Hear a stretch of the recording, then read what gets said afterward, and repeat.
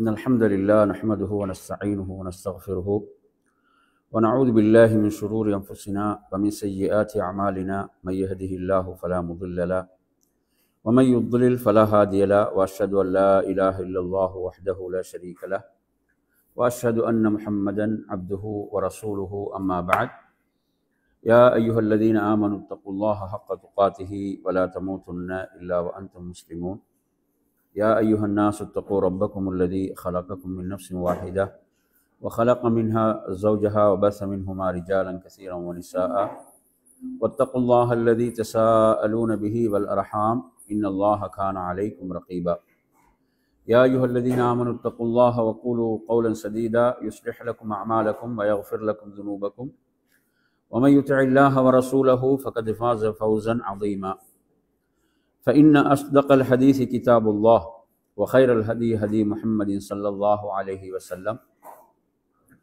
وشر الأمور محدثاتها وكل محدثة بدعة وكل بدعة ضلالة وكل ضلالة في النار.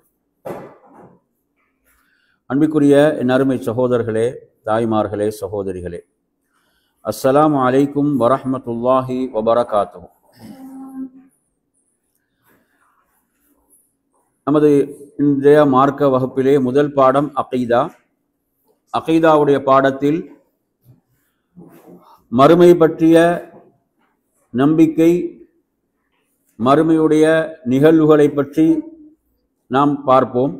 சென்ற வகுப்பில் நாம் ஷஃபாஅத்தை பற்றி உங்களுக்கு தனித்தலைப்பிலே விளக்கினோம். அன்பிற்குரியவர்களே, இஸ்லாத்துடைய ஐம்பெரும் கடமைகளை நாம் அறிந்திருக்கிறோம். அதே போன்றுதான் ஒரு மூமின் நம்பிக்கை கொள்ள வேண்டிய 6 அடிப்படைகளில் 5வது அடிப்படை இறுதி நாளை பற்றிய நம்பிக்கையாகும். அதாவது முதல் சூர் ஊதப்பட்டவுடன் இந்த படைத்த ரப்பை தவிர இந்த உலகில் உள்ள அனைத்தும் அழிக்கப்பட்டுவிடும். 2வது சூருக்கு பிறகு அனைவரும் எழுப்பப்படுவார்கள். அவ்வாறு எழுப்பப்பட்டு அவர்கள் அந்த மஹ்ஷர் பெருவெளியிலே இருப்பார்கள். அது ஒரு மிக நெருக்கடியான ஒரு சோதனையான நிலையாக இருக்கும். சூரியன் மிக அண்மையில் கொண்டு வந்து நிறுத்தப்படும். மக்கள் மிகவும் சிரமத்தோடு இருப்பார்கள், மிகவும் சிரமப்படுவார்கள். அல்லாஹ்வுக்காக அனைவரும் எழுந்து நிற்பார்கள். பாதனை அற்றவர்களாக, ஆடை அற்றவர்களாக, விருத்த சேதனம் செய்யப்படாதவர்களாக அனைவரும் படைத்த ரப்பின் முன்னால் எழுந்திருப்பார்கள். அந்த நாள் எப்படிப்பட்டது என்று சொன்னால், என் அருமை சகோதரர்களே, இந்த உலகத்தினுடைய 50,000 வருடங்கள் அங்கு ஒரு நாளாகும். அந்த கஷ்டங்களை தாங்கிக் கொள்ள முடியாமல் நபிமார்களிடம் பரிந்துரை செய்யுங்கள் என்று 5 நபிமார்களிடம் செல்வார்கள். ஆதம், நூஹ், இப்ராஹிம், மூசா, ஈசா அலைஹிமுஸ்ஸலாம். அவர்கள் யாரும் அந்த ஷஃபாஅத்துக்கு முன்வர மாட்டார்கள். இறுதியாக நபி ஸல்லல்லாஹு அலைஹி வஸல்லம் அவர்கள் அந்த மகத்தான ஷஃபாஅத்தை செய்வார்கள் என்பதை நாம் சென்ற வகுப்பிலே உங்களுக்கு விளக்கினோம். எனவே அருமையான சகோதரர்களே, அல்லாஹு தஆலா அல்லாஹுடைய தூதருக்கு அனுமதி கொடுப்பான். நபி ஸல்லல்லாஹு அலைஹி வஸல்லம் அவர்கள் அந்த ஷஃபாஅத்தை செய்வார்கள். அந்த ஷஃபாஅத்தை இந்த இடத்தில் இன்னொரு விடயத்தை தெரிந்து கொள்ள வேண்டும். அல்லாஹ்வின் தூதர் ஸல்லல்லாஹு அலைஹி வஸல்லம் அவர்களுடைய அந்த ஹவுல் என்று சொன்னால் அவர்களுக்கு அல்லாஹ் வழங்கக்கூடிய அந்த நீர் தடாகம். அல்லாஹுடைய தூதர் ஸல்லல்லாஹு அலைஹி வஸல்லம் அவர்கள் அதை பற்றி சொல்லும் போது அதனுடைய தண்ணீர் பாலை விட வெண்மையானது, அதனுடைய சுவை தேனை விட இனிமையானது. அதனுடைய அந்த பரப்பளவை சொல்லும் போது அதனுடைய நீளமும் அகலமும் 1 மாத கால தொலை தூரம் என்று சொல்கிறார்கள். அதனுடைய அந்த கோளைகள் வானில் உள்ள நட்சத்திரங்களுடைய எண்ணிக்கை அளவுக்கு கோளைகளை கொண்டதாக இருக்கும். அதிலிருந்து யார் நீரை அருந்துவார்களோ அவர்களுக்கு அதன் பிறகு தாகம் என்பது ஏற்படாது. அதிலிருந்து தடுக்கப்படக்கூடியவர்கள் யார் என்றால், மார்க்கத்தில் யாரெல்லாம் புதிதாக பிதஅத்துகளை உருவாக்கினார்களோ, மார்க்கத்தில் மாற்றங்களை செய்தார்களோ அவர்கள் அதிலிருந்து தடுக்கப்படுவார்கள். என் அருமையான சகோதரர்களை, ஒவ்வொரு நபிக்கும் ஹவுல் இருக்கும். ஒவ்வொரு நபியும் தனது உம்மத்துக்கு, தனது சமுதாயத்துக்கு அந்த ஹவுலிலிருந்து தண்ணீரை வழங்கி கொண்டு இருப்பார்கள். எனவே அதை தொடர்ந்து இப்ப ஷஃபாஅத்துடைய அந்த விடயம், ஷஃபாஅத்துக்கான அனுமதி வழங்கப்பட்ட பிறகு விசாரணை ஆரம்பமாகும். விசாரணையை பொறுத்தவரையில் என் அருமை சகோதரர்களே, விசாரணை என்பது 2 வகைப்படும். ஒன்று வந்தால் ஹிசாபுல் யசீர், அடுத்ததாக வல் ஹிசாபுல் அசீர். ஒன்று எளிதான விசாரணை, அடுத்ததாக கடுமையான விசாரணை. மூமின்களை பொறுத்தவரையில் அல்லாஹு தஆலா மூமின்களை எளிதாக விசாரணை செய்வான். மூமின்களை திரை மறைவில் அல்லாஹ் விசாரணை செய்வான். மூமின்களை அல்லாஹ் கேவலப்படுத்த மாட்டான். மூமின்களுடைய விசாரணை என்பது அருளாகத்தான் இருக்கும். அருள் என்றால் அல்லாஹ் இவற்றை செய்தாயா என்று கேட்பது மாத்திரம்தான்.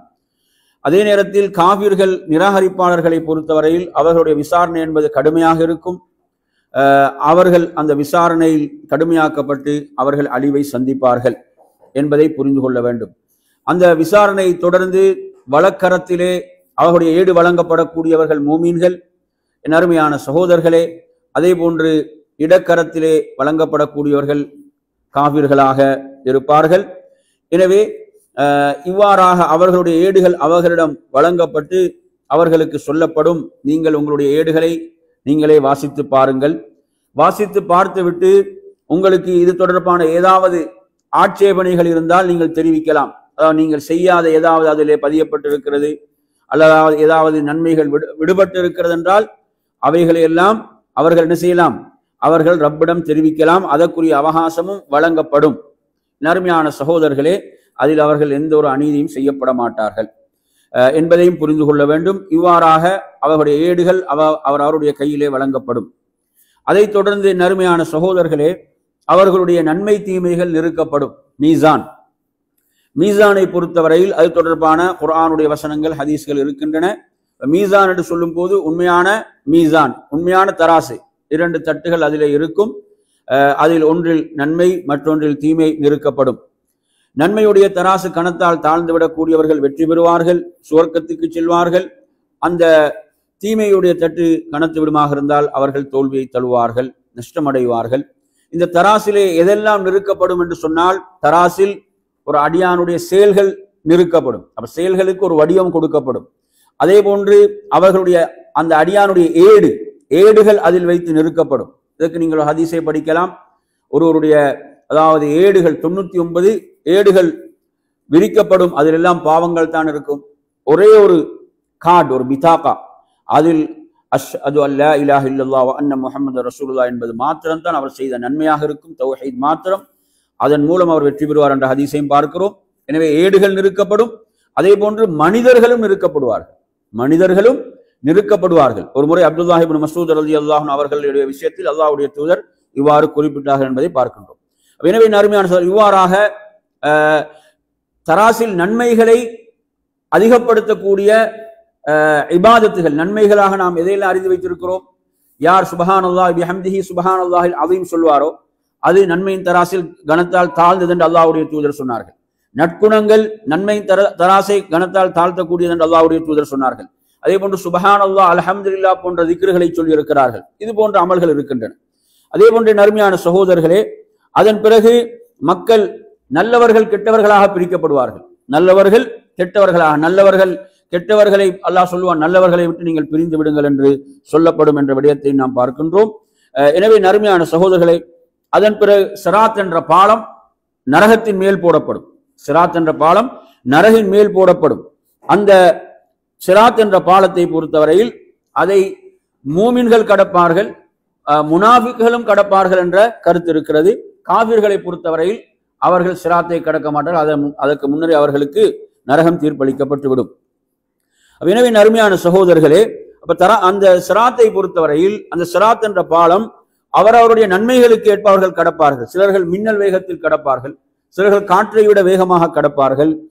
அதே போன்று சிலர்கள் வேகமாக செல்லக்கூடிய குதிரையை போன்று, சிலர்கள் வேகமாக செல்லும் ஒட்டகத்தை போன்று, அதே போன்று ஓடியவர்களாக, நடந்தவர்களாக, தவழ்ந்தவர்களாக அந்த சிராத்துக்கு மேல் அதாவது கொக்கிகள் இருக்கும், கலாலி. அது என்ன செய்யும்? மக்களை கவி பிடிக்கும், பாவிகளை அதை பிடித்து நரகத்திலே போட்டுவிடும் என்பதை நாம் பார்க்கின்றோம். அதே நேரத்தில் சிலர்கள் காயப்பட்டவர்களாக தவழ்ந்த நிலையில் சிராத்தை கடப்பார்கள் என்றும் அல்லாஹ்வுடைய தூதர் குறிப்பிட்டார்கள். அந்த சிராத்தை கடந்த பிறகு இன்னொரு பாலம் இருக்கிறது, அதற்கு பேர் கந்தரா என்று சொல்லப்படும். கந்தரா என்பது அதாவது அடியார்களுக்கு மத்தியில் ஏற்பட்ட அந்த பிரச்சனைகள், உரிமைகள் சம்பந்தப்பட்ட விஷயங்கள் எல்லாம் அங்கு என்ன செய்யப்படும்? அங்கு தீர்க்கப்படும்.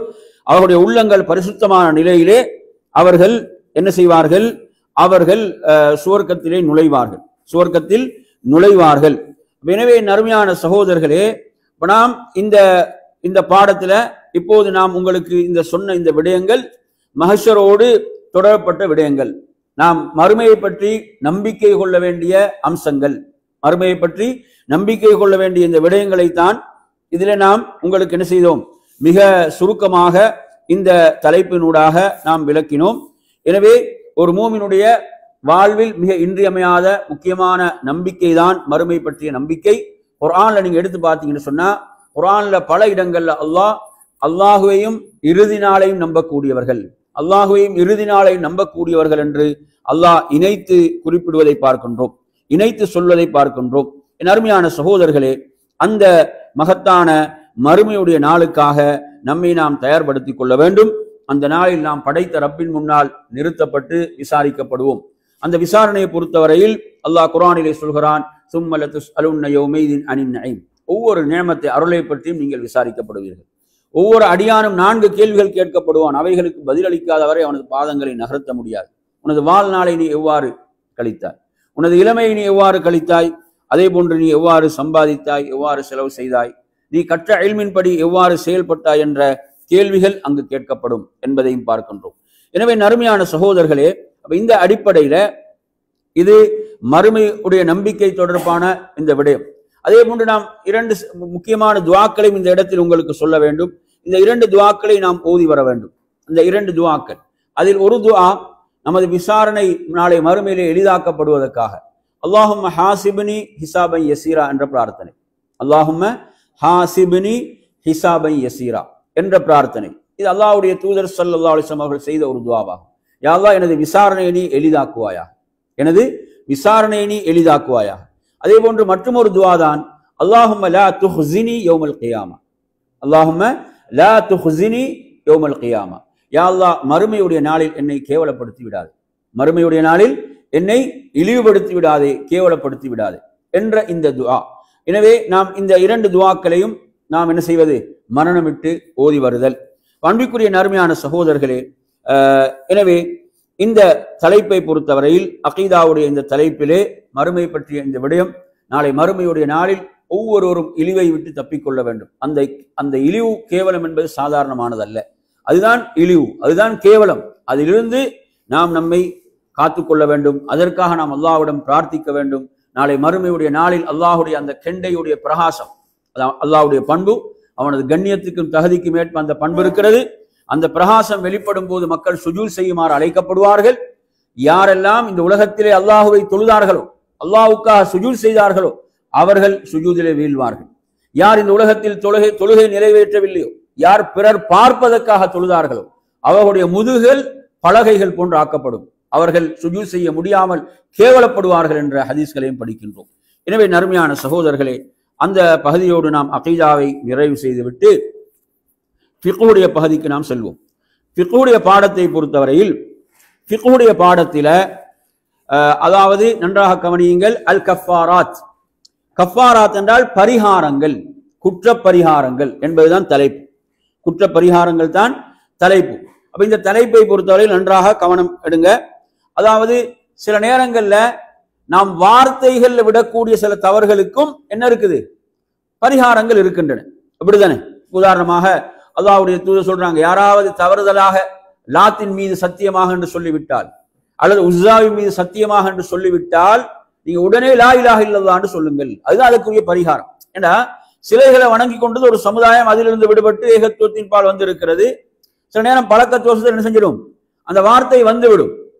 அப்படி வந்துவிடுமாக இருந்தால் அதற்கு பரிகாரம் என்ன, உடனே லா இலாஹ இல்லல்லாஹ் என்று சொல்வது. அல்லாஹ்வுடைய தூதர் சொல்றாங்க, ஷைத்தான் உங்களிடம் வருவான், வந்து ஆரம்பிக்கிற கேள்வி நல்ல கேள்வியா தான் இருக்கும். என்ன, வானங்களை படைச்சது யாரு, நல்ல விஷயம், வானங்களை படைச்சது யாரு, பூமியை படைச்சது யாரு, மலைகளை படைச்சது யாரு என்று இப்படி கேட்டுக்கொண்டு வருவான். வந்து கடைசியில் என்ன கேட்பான், உள்ளத்தில் ஏற்படும், என்ன, அல்லாஹ் படைச்சது யாருன்னு கேட்பான். என்ன கேட்பான், அல்லாஹ் என்ன, எங்க இருந்து ஆரம்பிக்குது, நல்லதா ஆரம்பிக்குது, நல்லா போகுது, எங்க போய் சேருதுன்னு பாருங்க. எனவே இந்த நிலை வந்து விட்டால் உடனே நீங்கள் ஆமந்து பில்லாஹி வ ரசூலிஹி என்று சொல்லுங்கள். ஆமந்து பில்லாஹி வ ரசூலிஹி என்று சொல்லுங்கள். அந்த சிந்தனைக்கு இடமளிக்காமல் உடனே அந்த சிந்தனையிலிருந்து வெளியேறி விடுங்கள், விடுபட்டு விடுங்கள். இது போன்ற வார்த்தைகள் ரசூலுல்லாஹ் சொல்லி தந்திருக்கலாம். சில நேரங்கள்ல சகுனம்.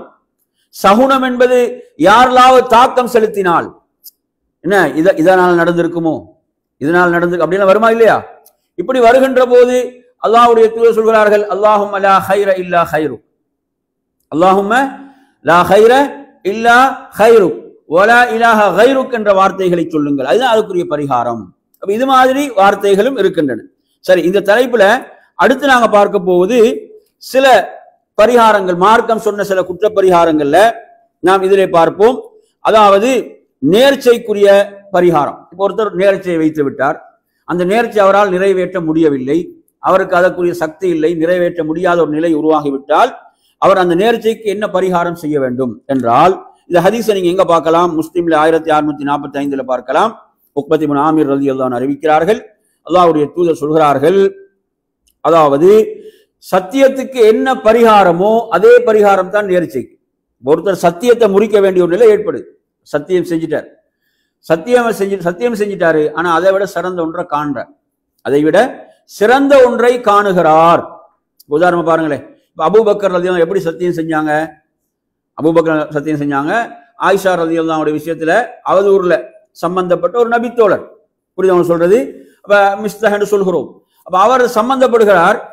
அப்ப அல்லாஹ்வுடைய அதாவது அபூபக்கர் ரலியல்லாஹு அன்ஹு என்ன செய்யறாங்க? இதுக்கு பிறகு நான் அவருக்கு செலவுக்கு கொடுக்க மாட்டேன்னு சத்தியம் செஞ்சுட்டாங்க. அவருக்கு நான் இதுக்கு பிறகு செலவுக்கு கொடுக்க மாட்டேன்.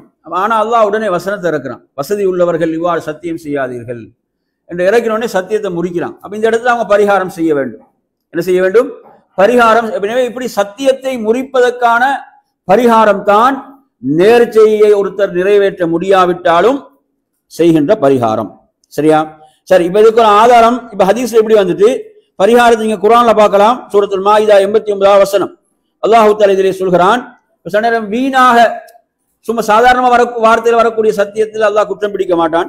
ஒருத்தர் உறுதியாகவே சத்தியம் செய்து விட்டார் என்றால், அவர் சத்தியத்தை முறிக்க வேண்டி வந்தால் அவர் 10 ஏழைகளுக்கு உணவளிக்க வேண்டும்.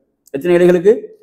நடுத்தரமான உணவிலிருந்து 10 ஏழைகளுக்கு உணவளிக்க வேண்டும், அல்லது 10 ஏழைகளுக்கு ஆடை அளிக்க வேண்டும், ஆடை நடுத்தரமான ஆடை, அல்லது ஒரு அடிமையை உரிமையிட வேண்டும்.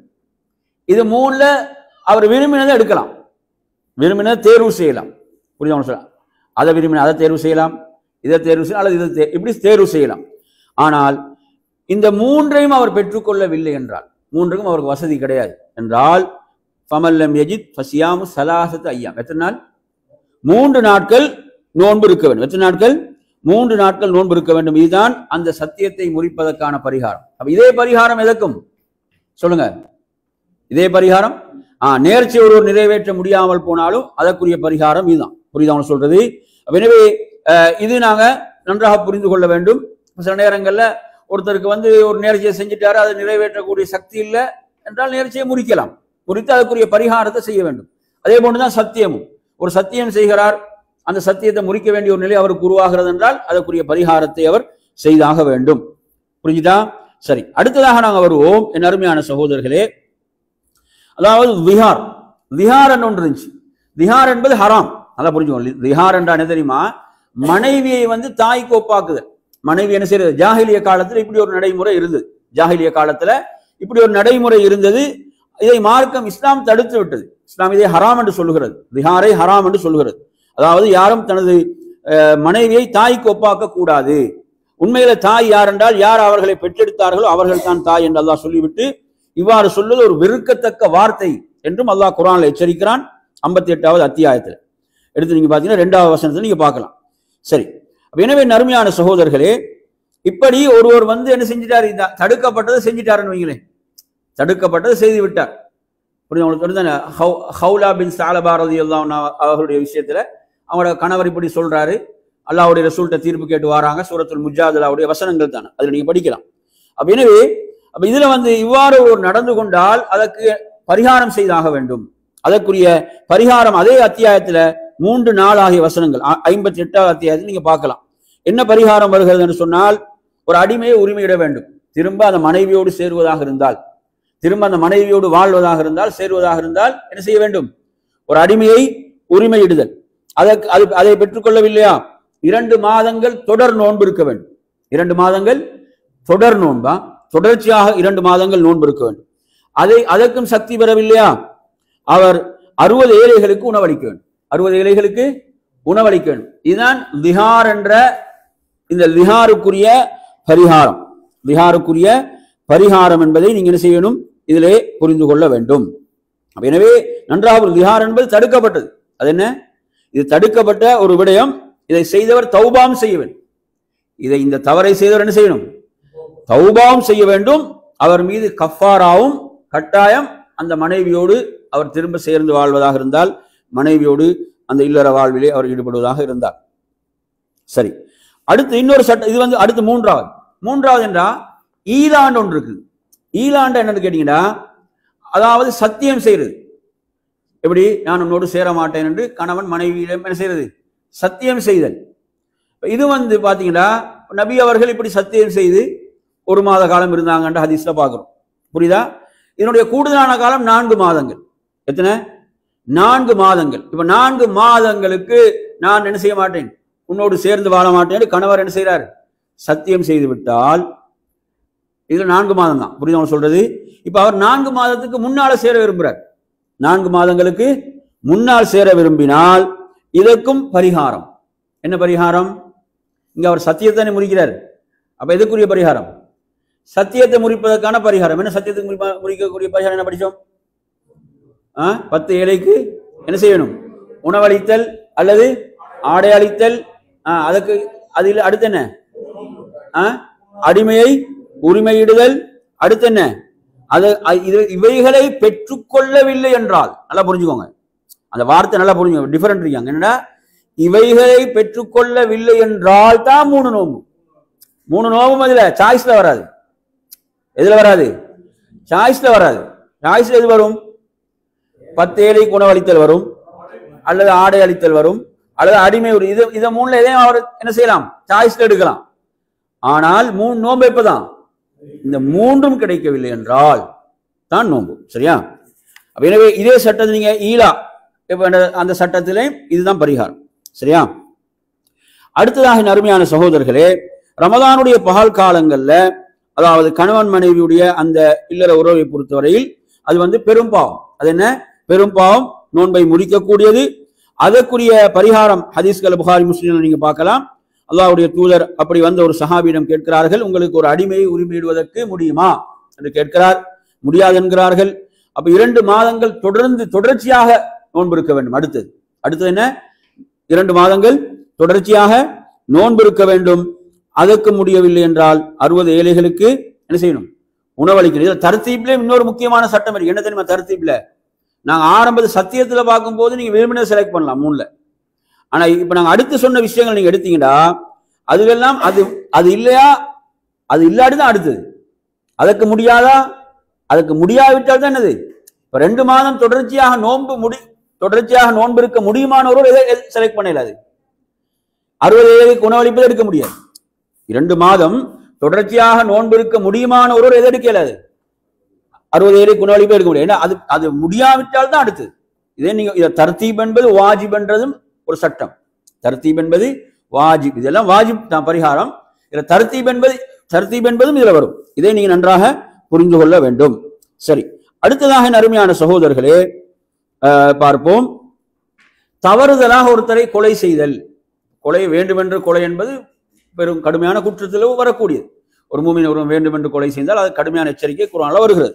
இப்ப தவறுதலாக ஒருத்தன் கொலை செய்து விட்டால், தவறுதலாக என்ன செய்து கொலை நடக்குது, வண்டியில ஸ்பீடா போய்த்து ஒருத்தனை விட்டு மரணிக்கிறாருன்னா தவறுதலான கொலையா இல்லை இது? அப்படித்தானே? எனவே தவறுதல்.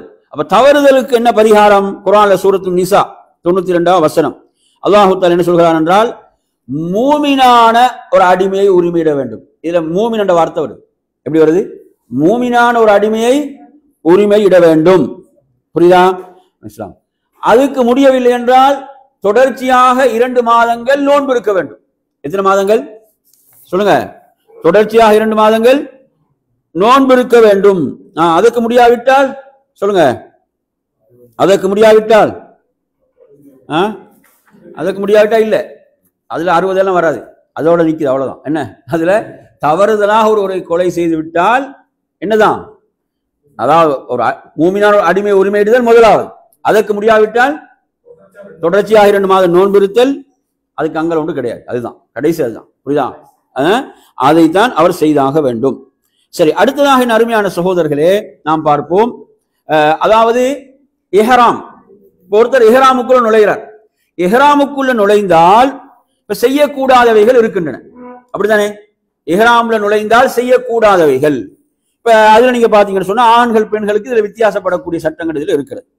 ஒருத்தர் இஹ்ராமுக்குள் நுழைந்து விட்டால் பொதுவாக வரக்கூடிய எல்லோருக்கும் பொதுவான விஷயங்கள், முடிகளை அகற்றக்கூடாது, நகம் வெட்டக்கூடாது, அதே போன்று மனம் பூசக்கூடாது என்ற விடயத்தை, அதே போன்று தரை மார்க்கமான வேட்டை கூடாது, திருமண ஒப்பந்தம் கூடாது, அதே மாதிரி இல்லற உறவு கூடாது, அதே போன்று ஆண்கள் தரையை மறைக்கக்கூடாது, தைத்த ஆடைகள் அணியக்கூடாது என்ற விடயங்கள். பெண்களை பொறுத்தவரை பெண்கள் என்ன செய்யக்கூடாது, முகத்தை மூடக்கூடாது, அதே போன்று மணிக்கட்டுகள் கைகளை என்ன செய்யக்கூடாது, இதை மறைக்கக்கூடாது என்ற இந்த சட்டங்கள் எல்லாம் இஹ்ராம்ல செய்யக்கூடாதவை. சரியா? ஷேக் சாலிஹ் அல் உசைமின் ரஹிமஹுல்லா அவர்களுடைய அந்த சில செய்திகளையும் இதோடு சேர்த்து நாங்கள் பார்க்கலாம். அப்ப எனவே இதில் அவர் என்ன சொல்றாருண்டா, அதாவது 3 விஷயங்கள் சொல்றார். ஒருவர் மறதியாக இல்லாமல் சட்டம் சட்டத்தை தெரியாமல், சட்டத்தை அவர் தெரியாம செய்தா வேற, சட்டத்தை தெரிந்து, அதே போன்று நிர்பந்தம் இல்லாமல், என்ன இல்லாம நிர்பந்தம், அவர் நிர்பந்திக்கப்படல, சுயமாக நிர்பந்திக்கப்படாமல், தூக்கத்தில் இல்லாமல் விழிப்பில் இந்த இவைகளை செய்தால் பரிகாரம் வரும். மறதியா செய்தால் பரிகாரம் இல்லை, தெரியாமல் செய்தால், தவறுதலாக செய்தால் பரிகாரம் இல்லை, நிர்பந்தத்தில் செய்தால் பரிகாரம் இல்லை, தூக்கத்தில் செய்தால் பரிகாரம் இல்லை. எனவே அப்ப வேண்டுமென்று இதை செய்தால், வேண்டுமென்று செய்தால் அவர் ஒரு பாவி, அவர் என்ன, ஒரு பாவத்தை செய்தவர். அதே போன்று அதனுடைய பரிகாரங்களை நாம் பார்ப்போம். சில நேரங்கள்ல ஒரு காரணம், செய்தாக வேண்டும் என்று ஒரு காரணம் இருக்கும், அப்படித்தானே? ஒரு நபித்தோழருக்கு என்ன ஏற்பட்டுச்சு, முடியை மடிக்க வேண்டிய ஒரு நிலை உருவானது இஹ்ராம்ல. என்ன காரணம்? பேன் தொல்லை. ரசூலுல்லாஹ் அனுமதி கொடுக்குறாங்க, அதுக்கு பரிகாரம் செய்ய சொல்றாங்க. சரி, என் அருமையான சகோதரர்களே, இப்போது நாம் பார்ப்போம். இதுல திருமண ஒப்பந்தம், திருமண பேச்சுவார்த்தைகள் என்பது இஹ்ராம்ல இருக்கும் போது நடந்து விட்டால் அதுக்கு பரிகாரம் கிடையாது. அதுக்கு அல்லாஹ்விடத்தில் தௌபா தான், மன்னிப்பை கேட்டுக்கொள்றது. சரியா? சரி, அதே போன்ற அருமையான சகோதரர்களே, இப்ப கணவன் மனைவி இல்லற உறவு என்பதை பொறுத்தவரையில ஹஜ்ஜில நீங்க எடுத்தீங்கன்னா முதல் இஹ்ராம்ல இருந்து விடுபடுவதற்கு முன்னால, அதாவது 10வது நாளுடைய அமல்களை செய்யறதுக்கு முன்னால நடந்து விட்டால் அவருக்கு பரிகாரம், நிறைய சட்டம் இருக்கு. பரிகாரம் என்னன்னு கேட்டீங்கன்னா ஒரு ஒட்டகத்தை கொடுக்கணும், ஒரு ஒட்டகத்தை என்ன செய்யணும், அவர் பரிகாரமாக கொடுக்கணும். சரி, அடுத்தது வாங்க, இதுல அடுத்ததாக நாம் பார்க்கக்கூடிய விஷயங்கள், இப்ப இதில் சொல்லப்பட்ட ஏனைய விடயங்கள் நாம் எடுத்து பார்ப்போமாக இருந்தால், ஏனைய 3வது விடயங்கள், 3வது என்று சொல்கின்ற போது நீங்க பார்க்கலாம். அதுல நாங்க என்னென்ன பார்த்தோம்? செய்யக்கூடாதவைகள் என்று, நகம் வெட்டக்கூடாது, முடிகள் எதையும் அகற்றக்கூடாது, மனம் பூசக்கூடாது, வேட்டை தனியா வரும், தைத்த ஆடைகள் அணியக்கூடாது, பெண்கள் முகத்தை மூடக்கூடாது, கைகளை இந்த மாதிரியான விஷயங்கள் இதுல சொல்லப்பட்டுச்சா இல்லையா? அப்ப இவ்வாறான தடுக்கப்பட்ட இந்த விஷயங்களை பொறுத்தவரையில இதற்குரிய பரிகாரம் என்னவென்று சொன்னால், அதாவது 3 நோன்புகளை நோற்றல், தொடர்ச்சியாக அந்த நோன்பு நோட்கலாம், அல்லது விட்டு நோட்கலாம். அதே போன்று அல்லது ஒரு ஆட்டை அறுத்து என்ன செய்யறது, ஒரு ஆட்டை அறுத்து பலியிடுதல் என்பதை சொல்றாரு ஷேக் சாலிஹ் உசைமின் சொல்றாரு. இதுல ஒரு மாட்டில் 7 பேர் கூட்டு சேர்ற சட்டத்தை வச்சு அப்படி அந்த அமைப்புல மாட்டில் ஒட்டகத்தில் அவ்வாறு சேர்ந்தும் இதை கொடுக்கலாம். எனவே இது ஏழைகளுக்கு என்ன செய்ய வேண்டும், பகிர்ந்தளிக்கப்பட வேண்டும். அதிலிருந்து எதையும் அவர் சாப்பிடக்கூடாது. புரியுது அவன் சொல்றது? அல்லது இது முடியாவிட்டால் அடுத்தது 6 ஏழைகளுக்கு உணவளிக்க வேண்டும். 6 ஏழைகளுக்கு என்ன செய்யணும், ஒரு நிஸ்ஸுசான்றது ஒரு 1.25 கிலோ அந்த அளவு இடையில என்ன செய்யணும், பரிகாரம் செய்யப்பட வேண்டும். இதுல முகையர் தான், அவர் விரும்பினா செலக்ட் பண்ணலாம். விரும்பினது என்ன 3 நோம்பை செலக்ட் பண்ணலாம், அல்லது ஆட்டை கொடுக்கறது செலக்ட் பண்ணலாம், அல்லது 6 ஏழைகளுக்கு விரும்பினதை அவர் என்ன செய்யலாம், இதில் தேர்வு செய்து கொள்ளலாம். இப்ப நாங்க இப்ப சொன்ன இந்த விஷயங்கள்ல ஏதாவது ஒன்று அந்த சொன்ன நிபந்தனைகளுக்கு உட்பட்டு நடந்தால் இதுதான் அதற்குரிய பரிகாரமாக இருந்து கொண்டிருக்கிறது, அதற்குரிய பரிகாரம். அதே நேரத்தில் அருமையான சகோதரர்களே, இதுல கவனிக்க அடுத்த விஷயம் என்னவென்று சொன்னால், வேட்டை எந்த வேட்டை ஹராம்?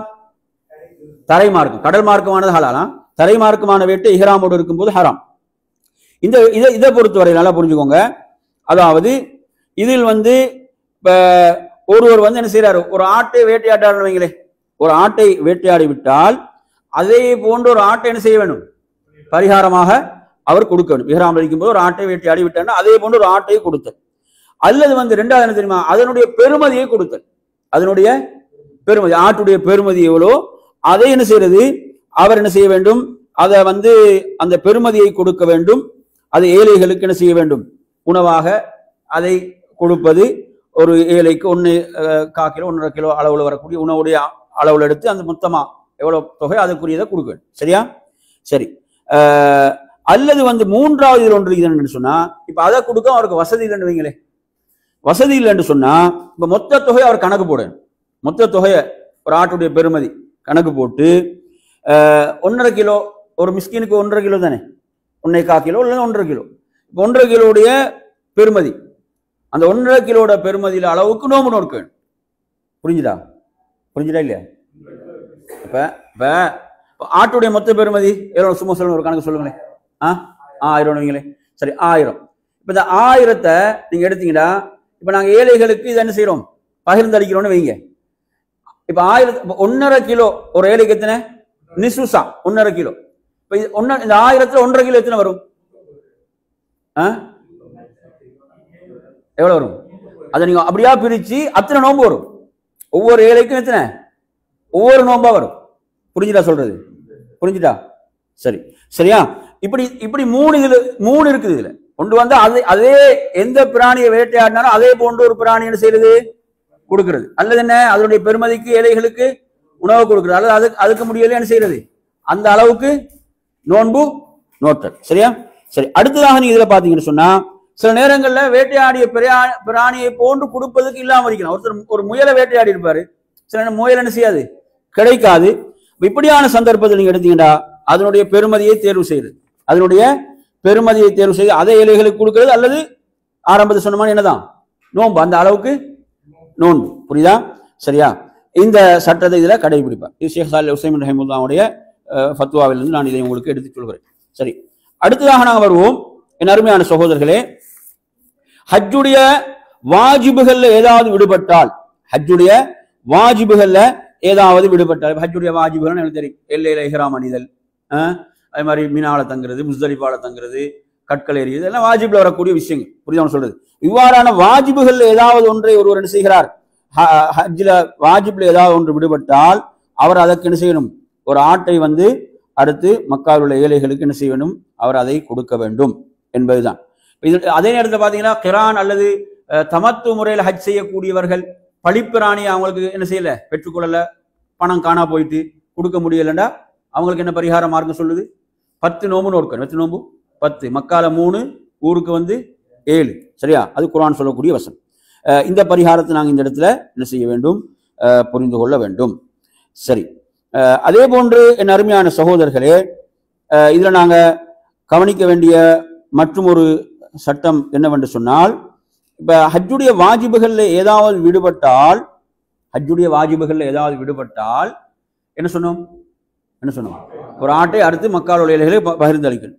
இதற்கு பகாரமாக இது கிடைக்கலன்னா 10 நோன்பு நோக்கலாம் என்ற ஒரு செய்தியை சில அறிஞர்கள் சொன்னாலும், இதை ஷேக் சாலிஹ் உசைமின் ரஹிமத்துல்லாஹி போன அறிஞர்கள் இல்ல, அப்படி அதை கொண்டு ஆதாரமா எடுக்க இயலாதுன்ற, அது என்ன செய்யலாது, அது தமத்தூலையும் கிரான்லையும் சொல்லப்பட்ட அந்த அறுத்து பலியிடுதல் என்பது நன்றிக்காக உள்ளது.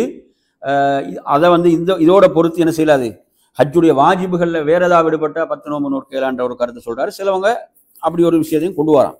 சரியா?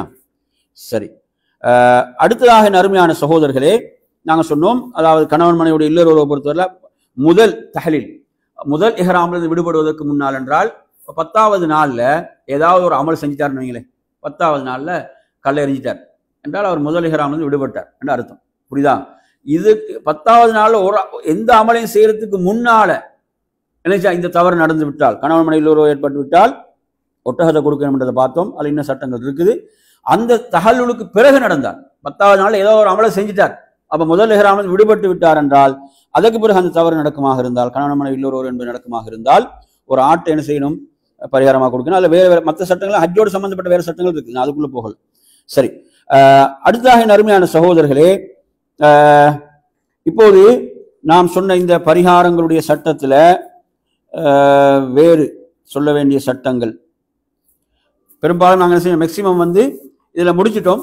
இதில் ஒரே ஒரு சட்டம் இருக்குது. அந்த மாதவிடாய் காலம், பெண்களுடைய மாதவிடாய் காலங்கள் இல்லறோ என்பது அது அதுக்கும் மார்க்க ஒரு குற்றப்பரிகாரம் சொல்லுது. ஆனால் அது ஆதாரம் சம்பந்தமான பிரச்சனை இருக்குது. ஒரு தீனார் அல்லது நிஸ்பு தீனார் கொடுக்க வேண்டும் என்ற ஒரு சட்டத்தை சிலர் சொன்னாலும் அது சம்பந்தமான ஹதீஸ் பலமாக இல்லை என்ற காரணத்தால் அதை அப்படி நான் விட்டுட்டு போகிறேன். ஹைர் இன்ஷா அல்லாஹ். இது உங்களுக்கு வேறு எதுவும் கேள்விகள் சந்தேகங்கள் இருந்தால் கேட்டு விளக்கம் பெற்றுக்கொள்ளலாம்.